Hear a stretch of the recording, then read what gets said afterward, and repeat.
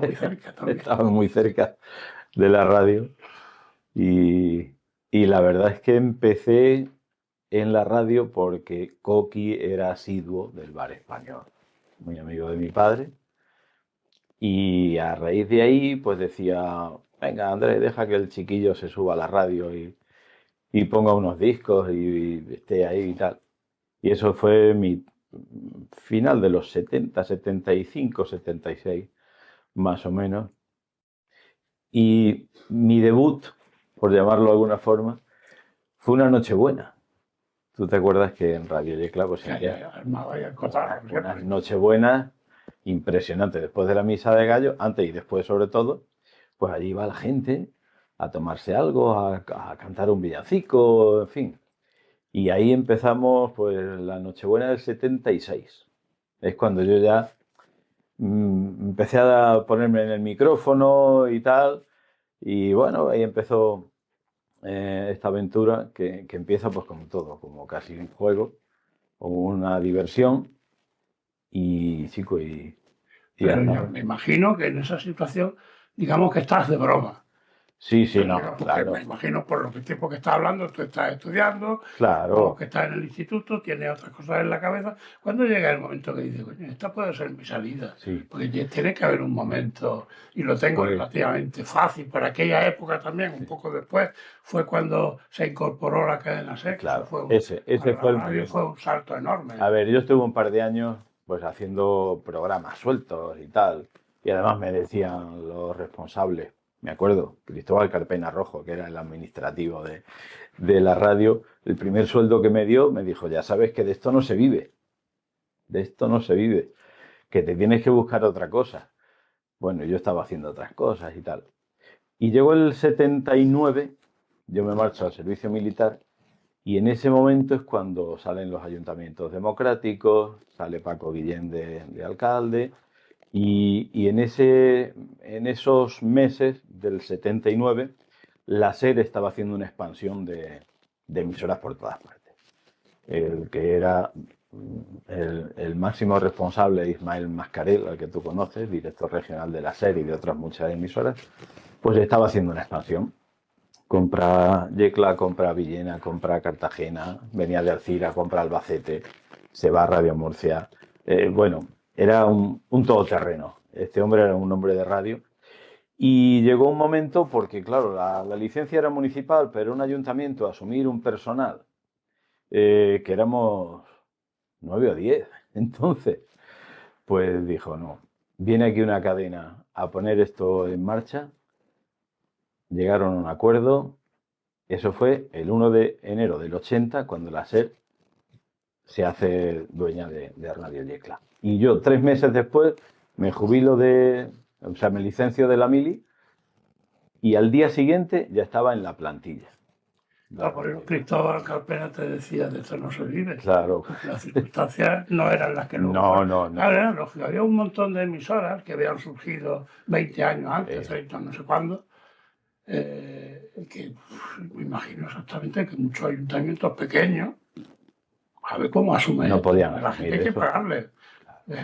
Yo qué sé, Coqui me imagino, y además un día me lo dijo el propio Ramón Ortiz, que Coqui, que luego fue el hombre de la radio por excelencia durante muchas décadas, fue el muchacho que se acercó a él Mm, a transmitir los partidos un poco más joven, sí. tampoco tanto, pero bueno, más joven que él, y al final pues se convirtió en lo que se convirtió, pero claro, era más afición que otra cosa, Claro, en es esa que época. apenas se vendía publicidad, que es la única fuente de ingreso que tienen este tipo de radios. No tienen ninguna ayuda, ninguna subvención. Y publicidad, pues se vendía la justa o menos. Y a partir de ahí, pues se pone en marcha el movimiento ya comercial de la radio, con sus departamentos, ya con una asesoría de empresa, propiamente dicha, ¿no? Y a partir de ahí, pues empieza a funcionar y luego a los 10 años, en el 90, es cuando se emite vía satélite, que aquello fue un cambio. Tú emitías los programas de cadena por una línea microfónica que te llegaba desde Madrid. Esa línea microfónica hasta Murcia y Yecla venía por Valencia. Madrid, Valencia, Murcia y ya el resto, Yecla. Pues el 23 de febrero del año 81, cuando Milán del Bosch saca los tanques a la calle en el golpe, claro, aquí se oía los bandos que se daban por parte de la Capitanía General de Valencia. Y nosotros estábamos enchufados a través de Valencia, Murcia. Y echaron la culpa a vosotros. Aquí todo el mundo acongojado, ¿no? por decirlo de alguna forma. Luego ya tienes sonido satélite y es una maravilla. Claro, notabas la diferencia de llegarte la música, por ejemplo. Porque la voz, bueno, sí, tiene pase, pero cuando emites un programa musical que te está llegando por una línea microfónica a oírlo vía satélite, que es una delicia. Eso fue en el 90. Y mientras tanto, pues eso, que se incorpora una unidad móvil, que aquello fue, ¿sabes? Ahora con un teléfono móvil haces cualquier conexión en la radio. Entonces, vete con el coche, aquel SEA 124 ranchera, de color amarillo, ¿te acuerdas?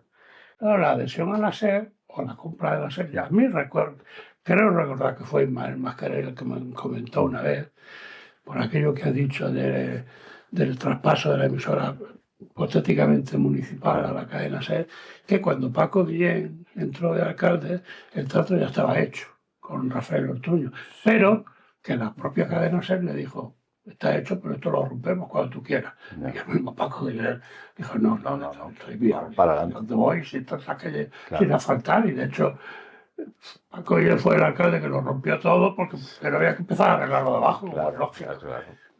El adherirse a la cadena SER supone, yo lo recuerdo perfectamente porque además era la única emisora que había, la que escuchaba, de vez en cuando Yecla se asomaba al mundo, por lo menos al resto del Estado. Claro. O sea, tú tienes una red de emisoras y pasa alguna noticia y está saliendo en cadena.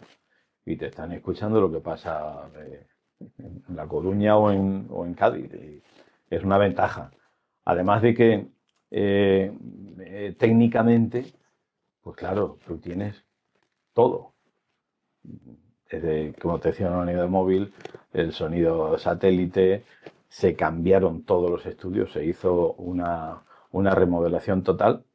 Y curiosamente, lo que era el edificio, tú te acuerdas que al lado había un salón de actos de la OGE, porque toda esta radio viene del antiguo régimen, del movimiento, es la que pone en marcha la Radio Juventud, que se afilia a la cadena azul, a la RENCAD entonces, claro, de los años 50.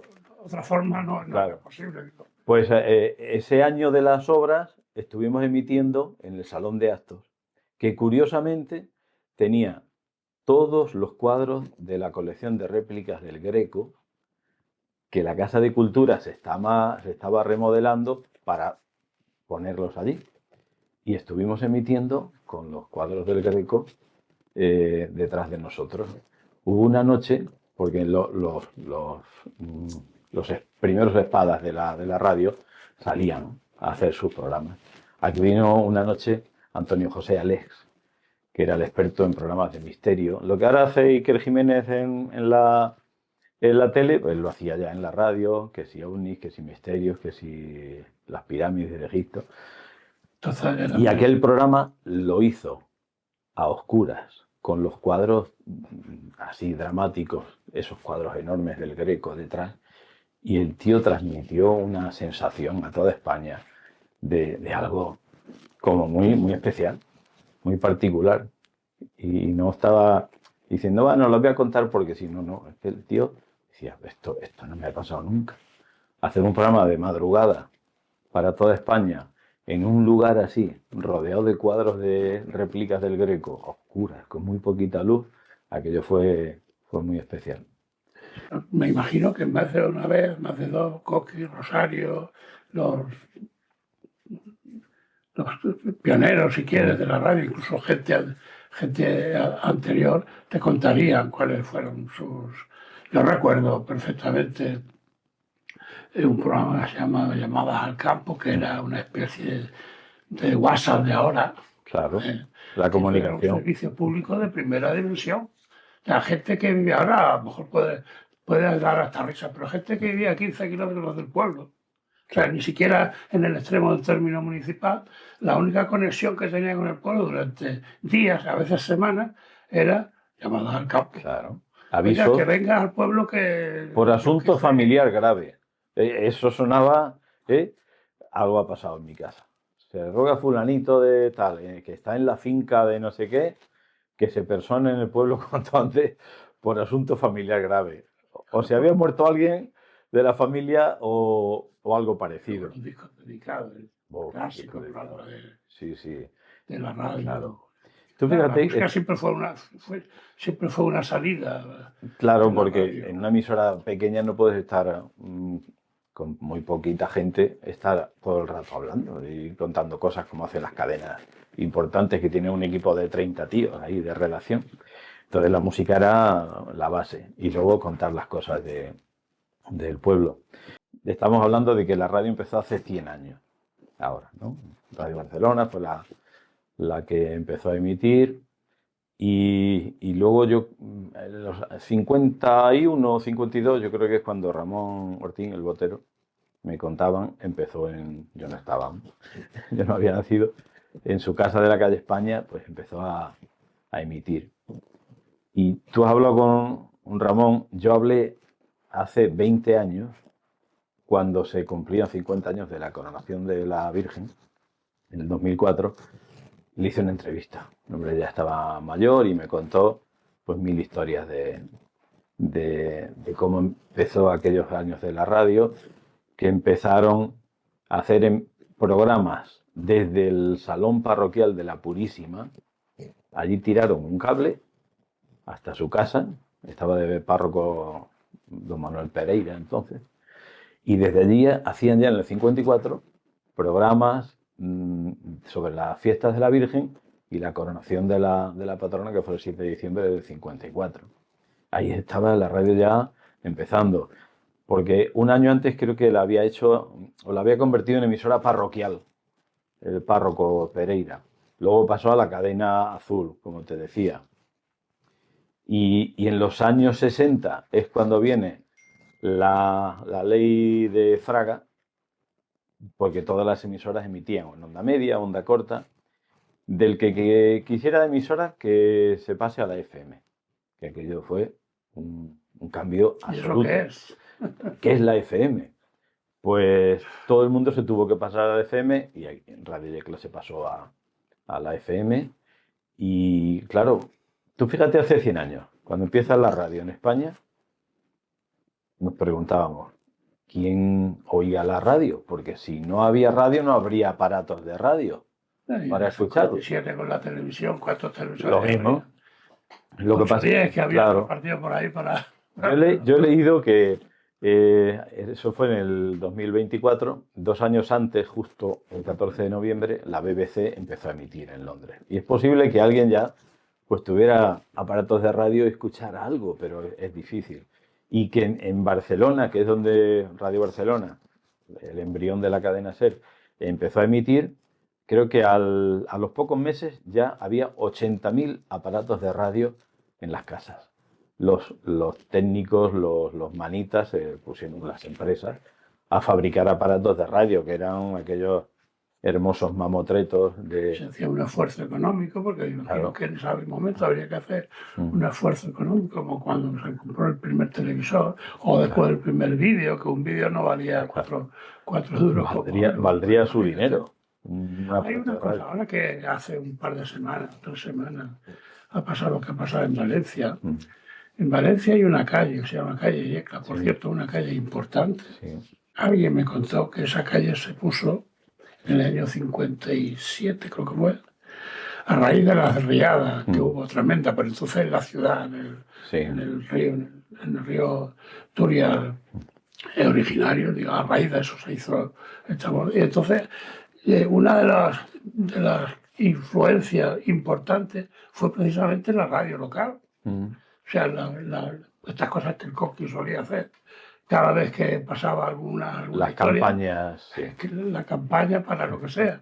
Y hasta el punto de que, bueno, Valencia le puso a Yecla una calle, Sí. no cualquier calle. Ahora en noviembre se cumplían años. Yo leí, me gusta el tema de las efemérides, que se inauguraba esa calle en Valencia, con el nombre de Yecla, y que hubo discursos de Miguel Ortuño y del alcalde entonces Ramiro Chinchilla. Pronunciaron discursos en aquella inauguración. Y es que el tema de las campañas solidarias, yo recuerdo que mi primer contacto con la radio, no con la radio como medio, sino con lo que era lo que había allí, fue en la campaña que hizo Francisco Ortincoqui cuando el terremoto de Managua, en Nicaragua. Esto fue a principios de los 70. Empezó a llamar a la gente a pedir alimentos, ropa, aportaciones económicas, y aquello fue tremendo. Yo recuerdo que estaba en los Boy Scouts entonces, y todos colaboramos también en plan voluntario, pues para echar una mano allí. Y allí es donde yo conocí pues a Miki Soriano, a Rosario Palau ya la conocía, a Coqui también, pero yo aún no tenía ni idea de que mi destino iba a estar en la radio. Y a través de echar una mano para llevar cajas y bultos y de lo que llevaba la gente, pues mira. Algo debía de haber dentro de ti para que... Porque además yo te recuerdo a ti en grupos de música, Sí. te recuerdo en los coros y danzas, pues yo creo que desde siempre, yo no sé. Ahora, si faltaba algo, ahora pues los voces de eco, tú no has parado. La voz la vas a explotar bien, ¿eh? Sí, mira, y no la he cuidado, ¿eh? No la he cuidado. Ahora la estoy cuidando más. Ahora estoy cuidando más porque a través de estar en el coro Voces Círcula me he enseñado a calentar la voz, a mover la voz, a vocalizar, a proyectar, que se dice, ¿no? A proyectar. Pero entonces no, pues mira, me ha gustado cantar, más o menos afino un poco. Hacíamos grupos de música folk cuando en los años 70 toda la mocedad de vino tinto estaba, con vino tinto teníamos ahí un tirón en Yecla. Los paisanos. Claro, hacíamos grupos folk en el instituto y cantábamos. Y en el año 79, el grupo de coros y danza Francisco Salcillo es invitado a ir a Grecia a cantar y ahí a bailar. Yo estaba en el grupo y estaba en la mili. ¿Qué pasó?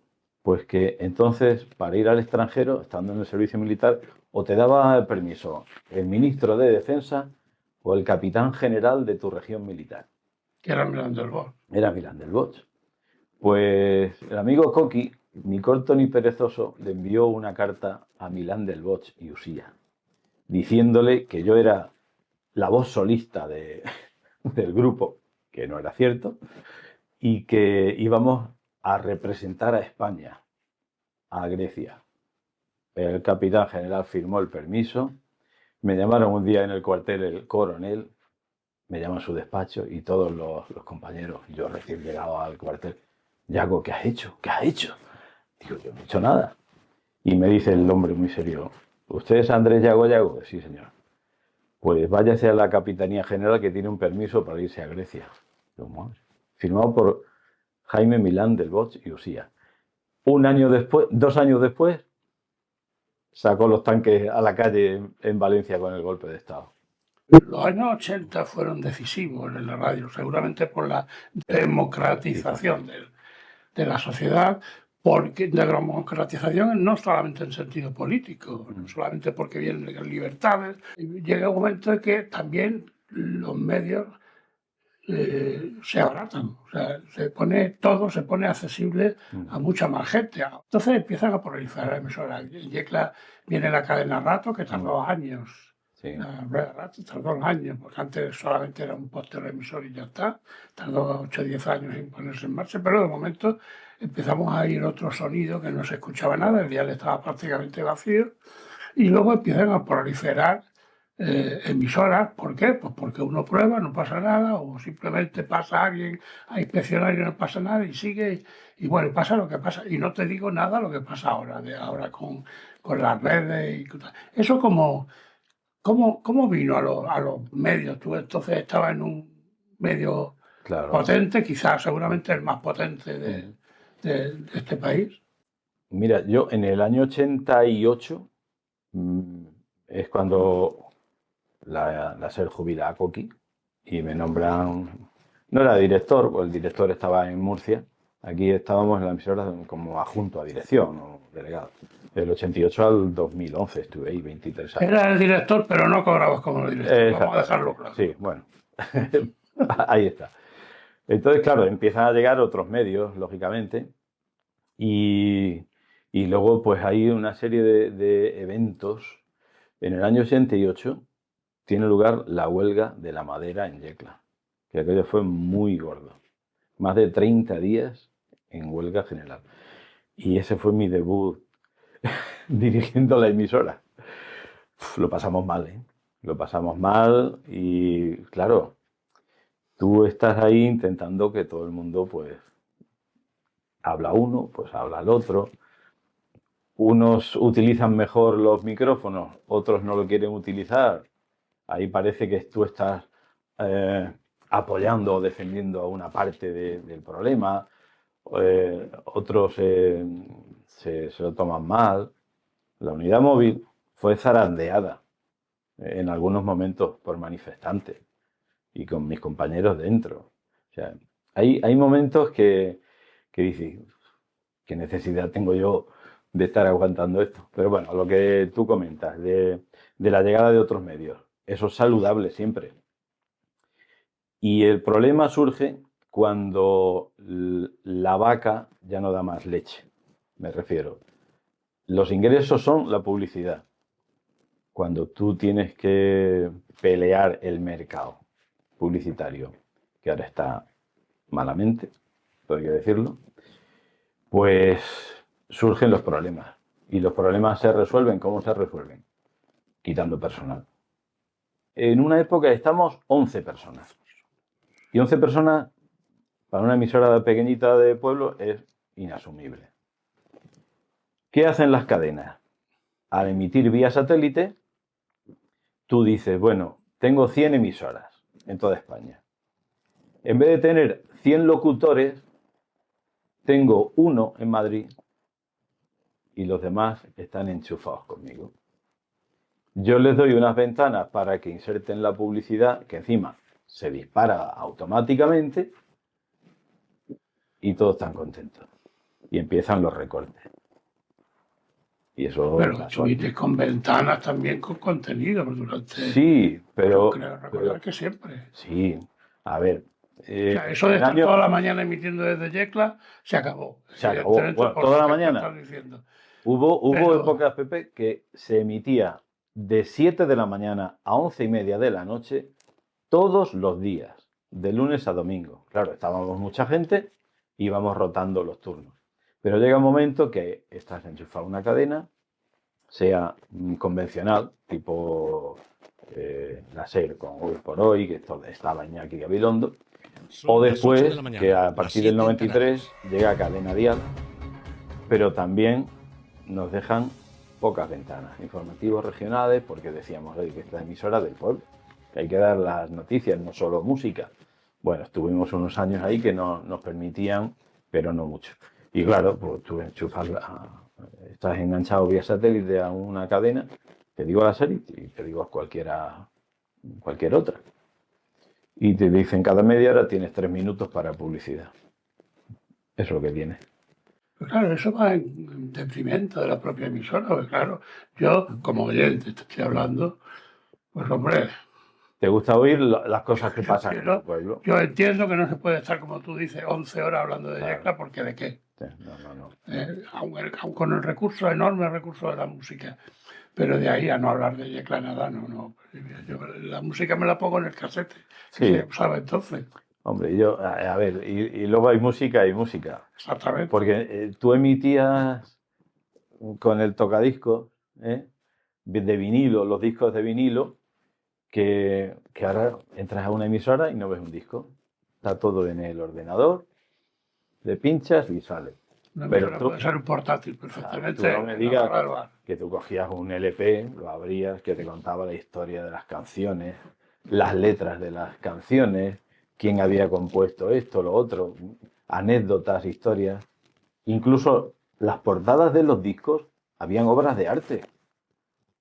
Habían portadas que eran una maravilla. Entonces, acuérdate que en las emisoras había el control y el locutorio, ¿no? Y el tío del control, pues te abría, te daba paso, no sé qué. Después empezó el autocontrol. Ya te ahorras personal. Recortes. El que está poniendo la música está con el micrófono. Pero claro, eso tiene una ventaja también.